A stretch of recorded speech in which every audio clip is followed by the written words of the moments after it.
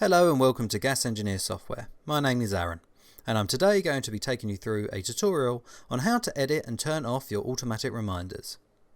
We will go through turning off reminders for individual customers, changing the service due date and turning off reminders completely. All of these changes have to be done via our web portal. Once logged in, you can click on the Customers tab and select the customer you wish to edit.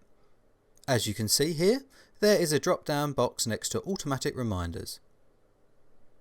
This you can set to yes or no. Once saved, this is how you change the automatic reminders for an individual customer. If for any reason you need to change the date of the service that's due, you can go to the job addresses, find the address you need to change and change the service date. Lastly, in the Settings tab, under Service Reminders and Email Templates section, click on Annual Service Reminders, and here you'll be able to edit the template email itself. By switching to No on the Schedule email to be sent automatically, this will stop all automatic reminder emails being sent. You can choose the number of days before the service due date that the reminder will go out.